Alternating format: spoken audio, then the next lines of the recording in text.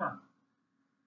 आपण BA communication and journalism या अभ्यासक्रमासाठी प्रवेश घेतला आहे.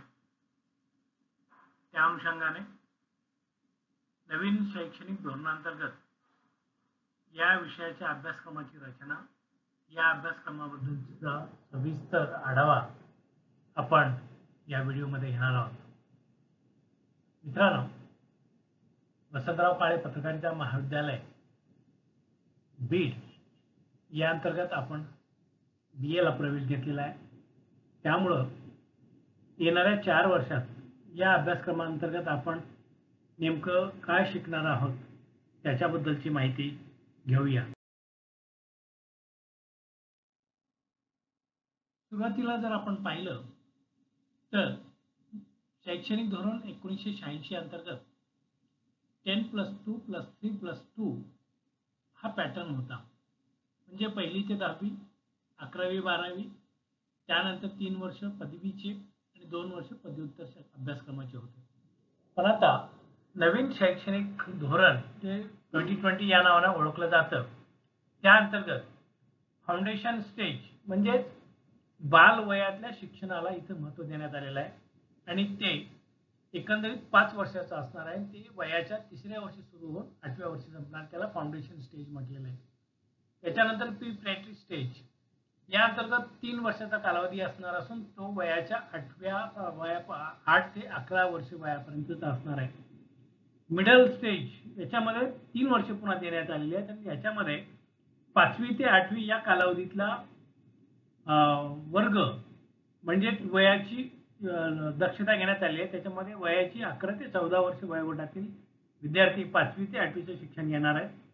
त्यानंतर सेकंडरी स्टेजमध्ये 9वी, 10वी, 11वी, 12वी असा 4 वर्षाचा एकंदरीत अभ्यासक्रम वयाच्या 14 ते 18 वर्ष वयामध्ये पूर्ण करायचा आहे आणि त्यानंतर मग पदवी आणि पदव्युत्तर अभ्यासक्रमाचा इथं आपल्याला प्राधान्याने विचार केलेला दिसून येतो. म्हणूनच बालवयातून शिक्षणाच्या अनुषंगाने जे महत्त्वाचे बदल झालेले आहेत ते आपल्याला नवीन शैक्षणिक धोरणामध्ये या ठिकाणी पाहायला मिळतात.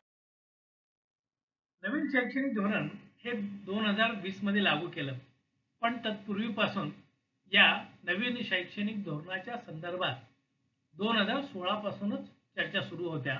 त्याच्या विविध बैठका झालेल्या आहेत, त्यावरती अनेक मंथनं झालेली आहेत. अनेक लोकांकडनं, मान्यवरांकडनं, शिक्षण तज्ज्ञांकडनं सूचना, मार्गदर्शन, सल्ले या सगळ्या गोष्टी विचारात घेऊन नवीन शैक्षणिक धोरण 2020 ची आखणी करण्यात आली. यामध्ये विद्यार्थी, शिक्षण संस्था, शिक्षक, पालक आणि समाज या सर्व घटकांना परस्पर जोडण्यात आलेलं आहे. कारण शिक्षणाच्या माध्यमातून सर्वांगीण विकास झाला पाहिजे, पण त्यातून सामाजिक गरजा भागवल्या पाहिजेत, औद्योगिक क्षेत्रातल्या गरजा भागवल्या पाहिजेत आणि शिक्षण घेणाऱ्याला त्यातून रोजगार पण मिळाला पाहिजे. म्हणून कौशल्यावर आधारित शिक्षणावरती अत्याधिक भर दिलेला आपल्याला या नवीन पॉलिसीमध्ये पाहायला मिळतो. आणि म्हणून मग नवीन शैक्षणिक धोरणामध्ये जी वेगवेगळ्या गोष्टींमध्ये बदल करण्यात आले, त्यात सगळ्यात महत्त्वाचे बदल इन्स्टिट्यूशनल रिस्ट्रक्चरिंग अँड कन्सोलिडेशन हा अत्याधिक महत्त्वाचा भाग आहे. कारण अनेक संस्थांमध्ये, अनेक शिक्षण देणाऱ्या व्यवस्थांमध्ये खूप मोठ्या प्रमाणाची वानवा होती. त्यांच्याकडे मूलभूत अशा सुविधा देखील नव्हत्या आणि म्हणून मग त्यांच्याकडं काय असलं पाहिजे आणि काय असलं नाही पाहिजे याच्याबरोबरच विद्यार्थी सक्षम बनला पाहिजे, विद्यार्थ्यांमध्ये स्किल विकसित झाले पाहिजेत. त्या अनुषंगाने इन्स्टिट्यूशनल रिस्ट्रक्चरिंग कमिटी अंतर्गत संस्थेमध्ये होलिस्टिक एज्युकेशन हे सगळ्यात महत्त्वाचं मानलं गेलेलं आहे.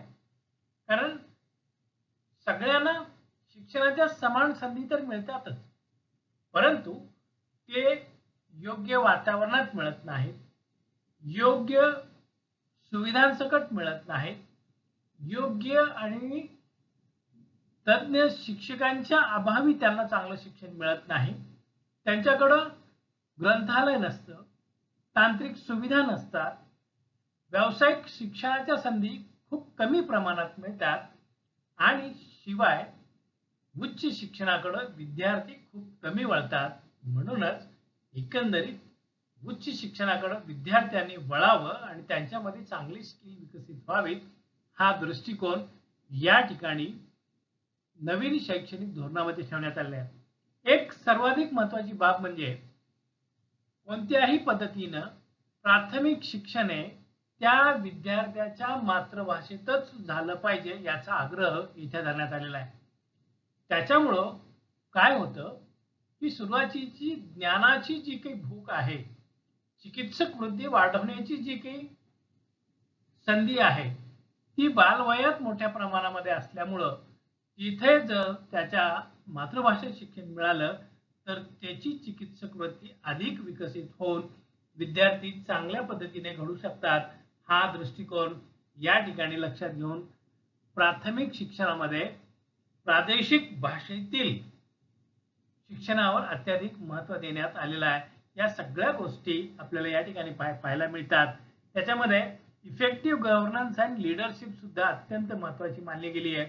कारण शैक्षणिक क्षेत्राला अत्याधिक महत्त्वाचे लीडर प्रारंभिक काळात जसे लाभले तसे नंतरच्या काळामध्ये फार मोठ्या प्रमाणामध्ये लाभले नसल्यामुळं शैक्षणिक प्रगतीच्या माध्यमातून वैयक्तिक, सामाजिक आणि राष्ट्रीय प्रगतीला जो हातभार लावण्याची आवश्यकता असते त्याच्यामध्ये मोठ्या प्रमाणामध्ये उणिवा किंवा तफावत निर्माण झाल्यामुळं नवीन शैक्षणिक धोरणामध्ये या गोष्टींचा अवलंब केल्याचं आपल्याला पाहायला मिळतं. आता नवीन शैक्षणिक धोरणामध्ये विद्यार्थ्यांना अनेक प्रकारचे पर्याय देण्यात आलेले आहेत. साधारणपणे नवीन शैक्षणिक अभ्यासक्रमामध्ये कोणत्याही पदवी स्तरावरचा अभ्यासक्रम हा 4 वर्षाचा तयार करण्यात आलेला आहे. त्या 4 वर्षामध्ये पहिल्या वर्षी विद्यार्थ्यांनी जर अभ्यासक्रम पूर्ण केला आणि जर त्याला वाटलं की नाही मला आता पुढे शिकायचं नाही आहे तर त्याला फक्त सर्टिफिकेट मिळतं. जे पूर्वी त्याला 3 वर्ष कंपल्सरी करावे लागायचे, आता तसे 3 वर्ष 4 वर्ष तुम्हाला आता सातत्याने अभ्यासक्रम करण्याची आवश्यकता राहिलेली नाही आहे. पण जर तुम्ही सातत्याने 4 वर्षाचा अभ्यासक्रम पूर्ण केला नाही तर मात्र तुम्हाला पदवी मिळणार नाही. ही बाब या ठिकाणी अत्यंत महत्त्वाची असल्याने मी तुम्हाला ती विशेषत्वाने अधोरेखित करतोय. पहिल्या वर्षी तुम्हाला सर्टिफिकेट मिळणार आहे. दुसऱ्या वर्षीचा अभ्यासक्रम पूर्ण केल्यानंतर तुम्हाला डिप्लोमा मिळणार आहे. तिसऱ्या वर्षीचा अभ्यासक्रम जर तुम्ही पूर्ण केला तरच तुम्हाला बॅचलर डिग्री मिळणार आहे, जी की तुम्हाला पदव्युत्तर अभ्यासक्रम घेण्यासाठी अत्यंत महत्त्वाची असणार आहे.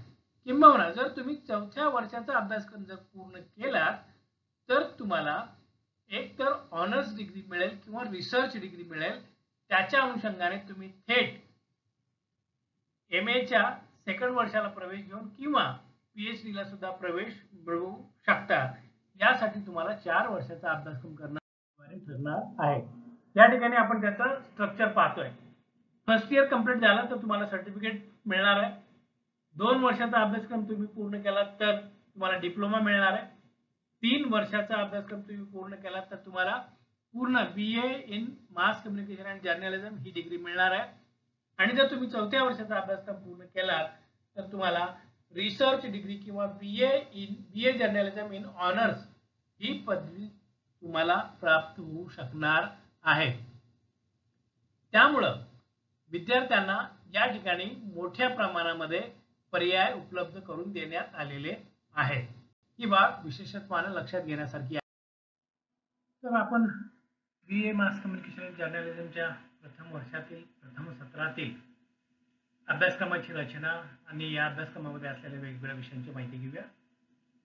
सुरुवातीला मित्रांनो या अभ्यासक्रमामध्ये 4-5 विषय असायचे, ते कंपल्सरी असायचे. प्रत्येक विषय हा 100 मार्काचा असायचा आणि सर्व विषयांचं एकत्रित प्रात्यक्षिक असायचं, प्रॅक्टिकल असायचं. पण आता या ठिकाणी थोड्याशा कन्सेप्ट वेगळ्या आलेल्या आहेत.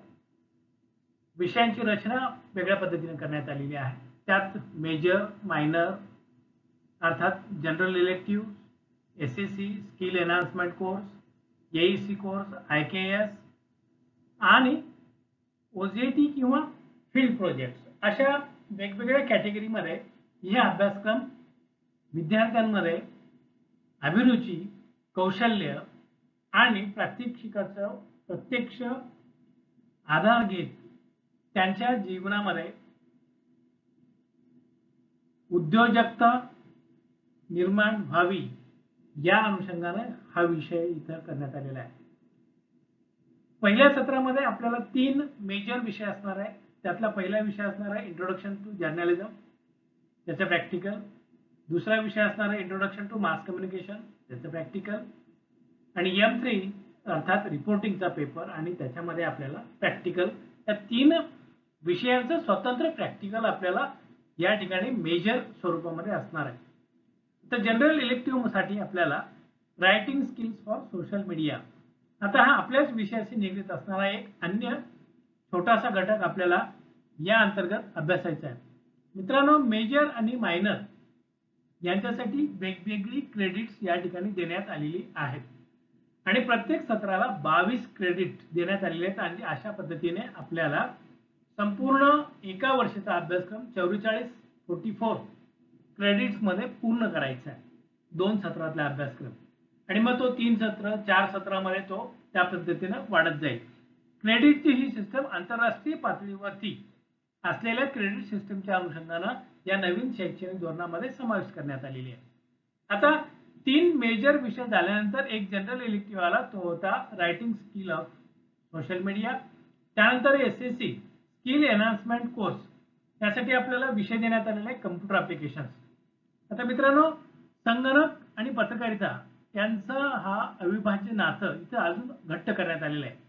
आणि मग SSC 2 अंतर्गत आपल्याला कम्प्युटरच्या संदर्भात असणारं प्रॅक्टिकल इथं कंपल्सरी करण्यात आलेलं आहे. त्यामुळं आपल्याला SSC कंपल्सरी असल्यामुळं आता आपल्याला कसल्याही प्रकारची सूट संगणकीय ज्ञान मिळवण्यापासून मिळत नाही, कारण त्याच्यासाठी स्वतंत्र क्रेडिट आहे, त्याच्यासाठी स्वतंत्र पासिंग आहे. त्यामुळे विद्यार्थी मित्रांनो, तुम्हाला आता SSC 1 आणि SSC 2 कंपल्सरी आहे. AEC, आता हे SSC काय, DSC काय आहे, IKS काय आहे, OGT काय आहे, याचे लॉंग फॉर्म्स आपण सर्वात शेवटी बघूया. या ठिकाणी आता AEC 1 इंग्लिश हा कंपल्सरी 2 क्रेडिटचा पेपर आहे. पूर्वीसारखा तो तुम्हाला 100 मार्काचा नसून अतिशय त्याला कमी प्राधान्य देण्यात आलेलं आहे. फक्त तुम्हाला इंग्रजी विषयीचं ज्ञान, प्राथमिक ज्ञान असलं पाहिजे या दृष्टिकोनातून हा विषय या ठिकाणी ठेवण्यात आलेला आहे.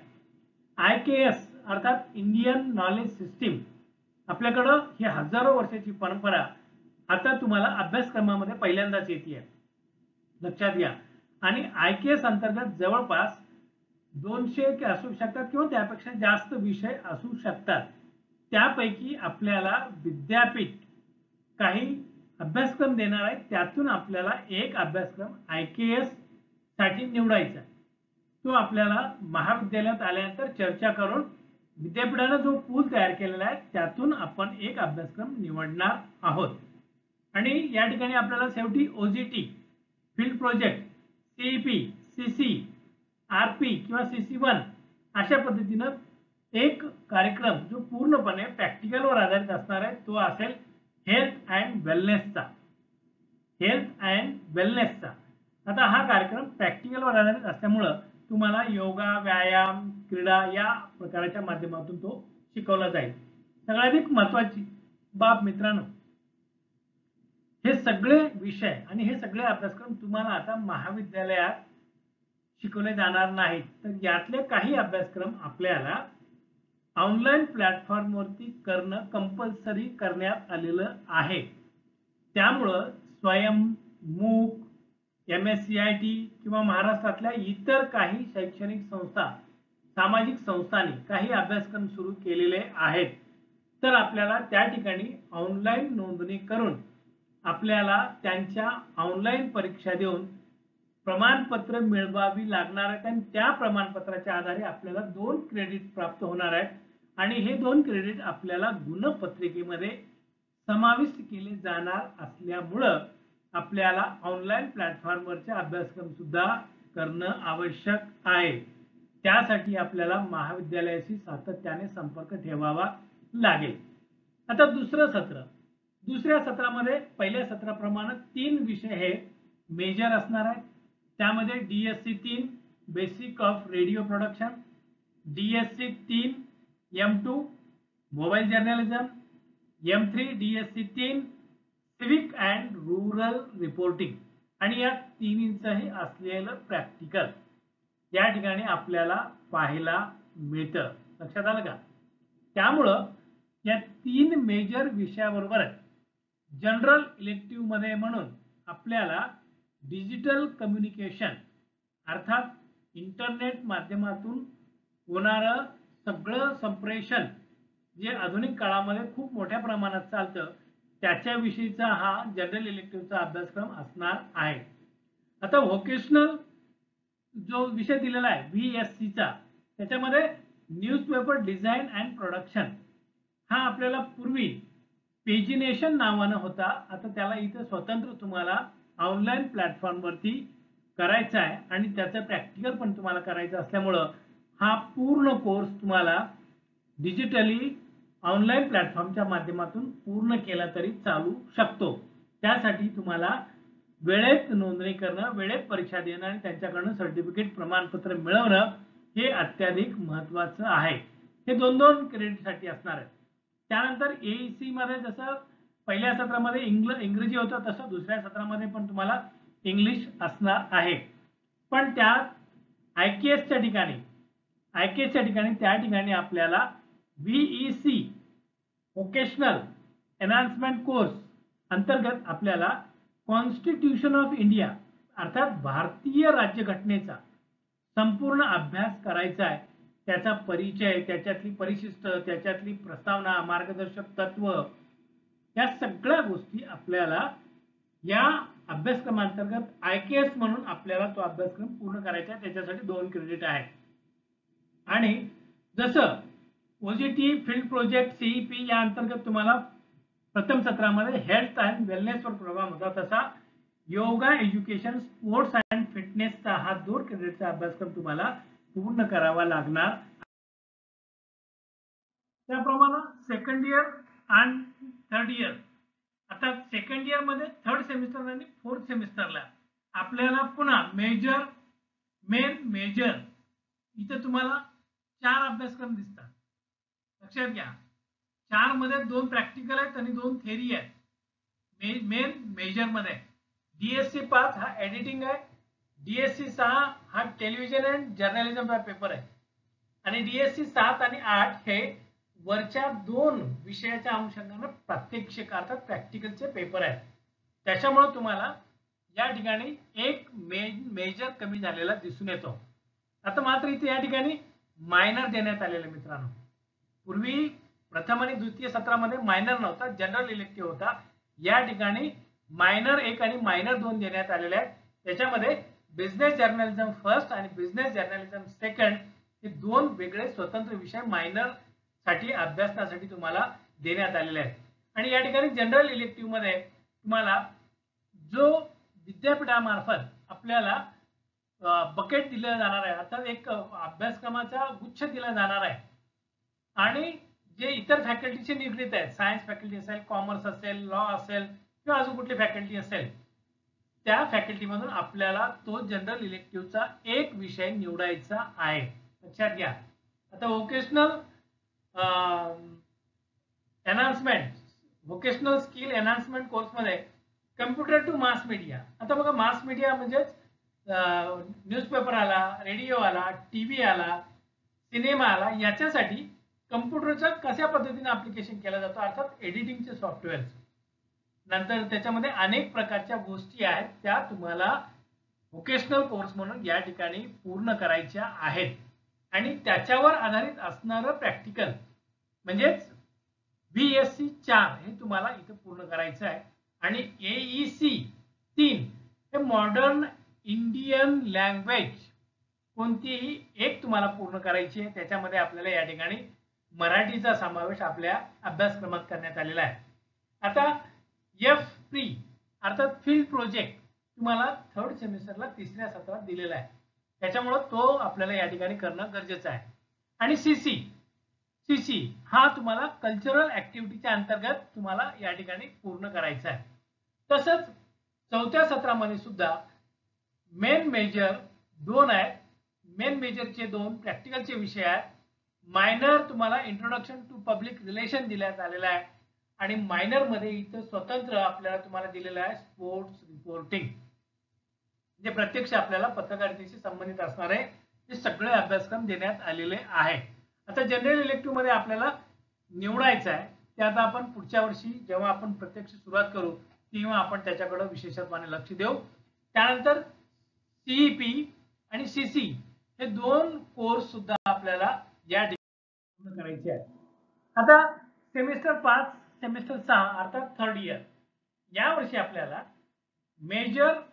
मेन मेजर 2 कोर्स, त्याच्यामध्ये इंट्रोडक्शन टू ॲडव्हर्टायझिंग आणि मेन मेजर मध्ये मीडिया इंडस्ट्री अँड मॅनेजमेंट हा अभ्यासक्रम पूर्ण करायचा आहे. तर मेन मेजर 15-16 या अंतर्गत तुम्हाला वरच्या दोन्ही विषयाचे प्रॅक्टिकल्स पूर्ण करायचे आहेत.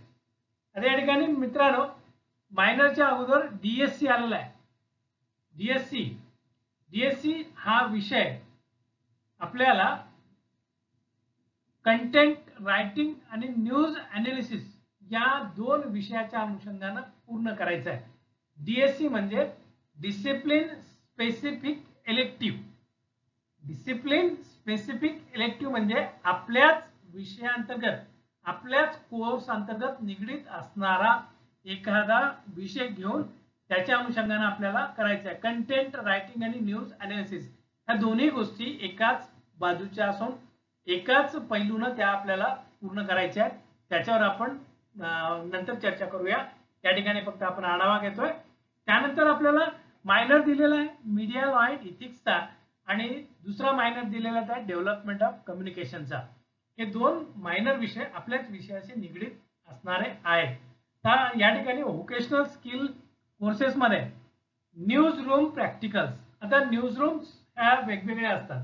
प्रिंट मीडियासाठीचा वेगळा असतो, रेडिओसाठीचा वेगळा असतो आणि टीव्ही मीडियासाठीचा वेगळा असतो. तर आपल्याला त्या प्रत्येक न्यूज रूमचं प्रॅक्टिकल कशा पद्धतीने बातम्या तयार केल्या जातात त्याचं प्रॅक्टिकल तयार केलं जातं आणि VSC 6 हे त्याच्यावर आधारित असणारं आपल्याला प्रॅक्टिकल करायचं. म्हणजे आपल्याला प्रिंट मीडियासाठी बातम्या करायच्या आहेत, रेडिओ मीडियासाठी बातम्या करायच्या आहेत, टीव्ही मीडियासाठी बातम्या करायच्या आहेत आणि म्हणून आपल्याला या ठिकाणी नियमितपणे कॉलेजला वेळ देणं तितकंच बंधनकारक राहणार आहे. त्यानंतर आहे FP फील्ड प्रोजेक्ट 2. आपल्याला या ठिकाणी सोशल रेस्पॉन्सिबिलिटी प्रोजेक्ट, आपल्याला सर्वे असेल किंवा आणखी कुठले प्रोजेक्ट आपल्याला करता येऊ शकतात का, जे समाजाशी निगडीत असतात, त्यांच्या विकासाशी निगडीत असतात, त्यांचा आपल्याला या ठिकाणी विचार करायचा आहे.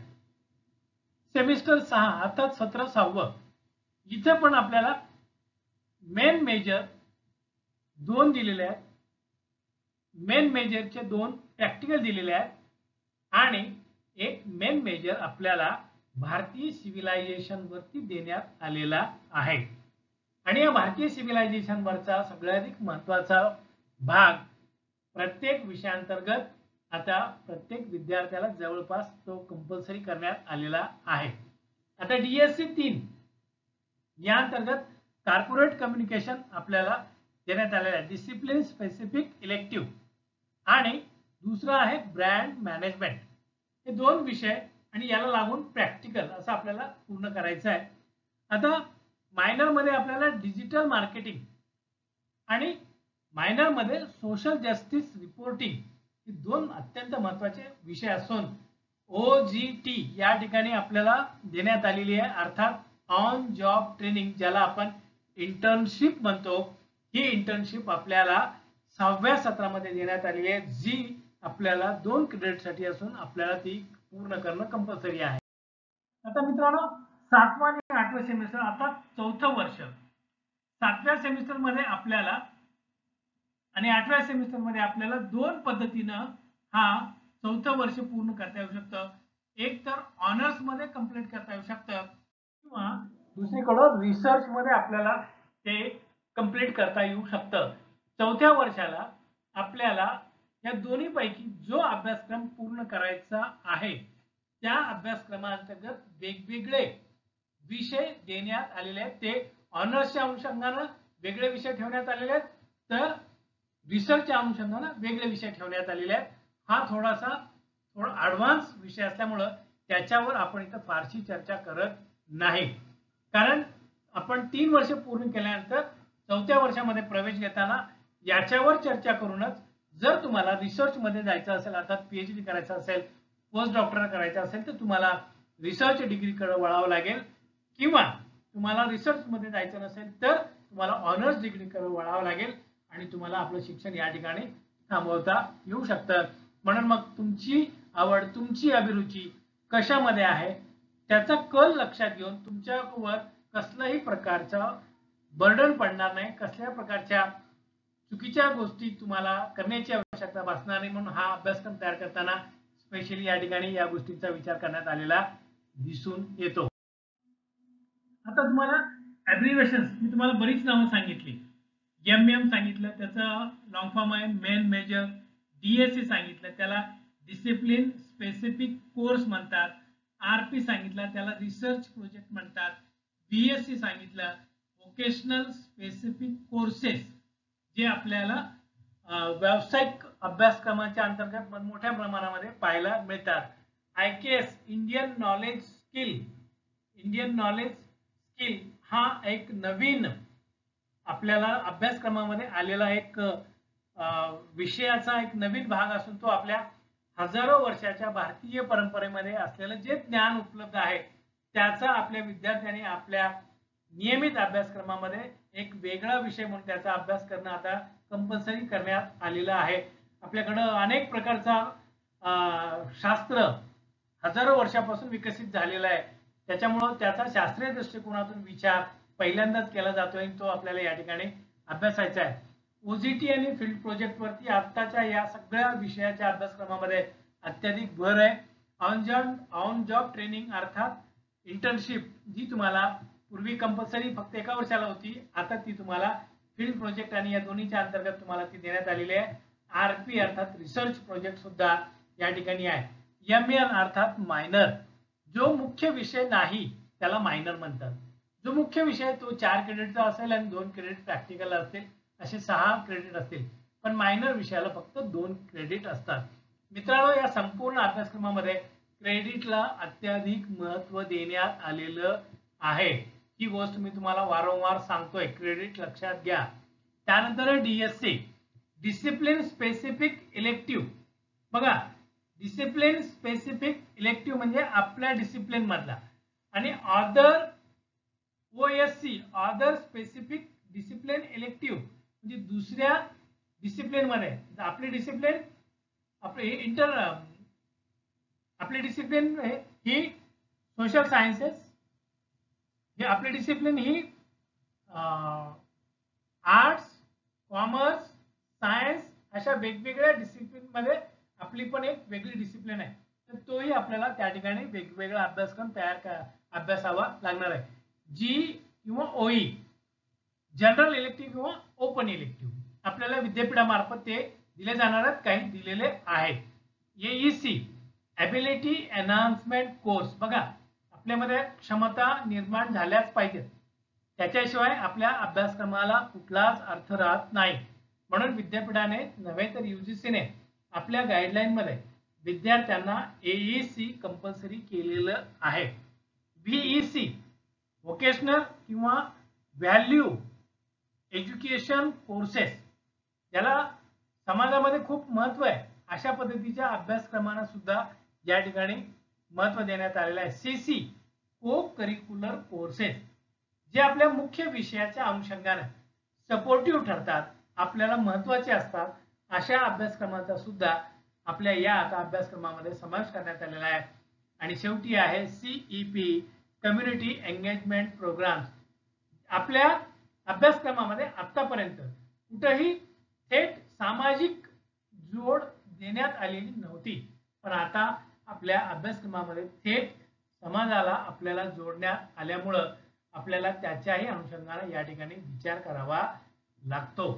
ही बाब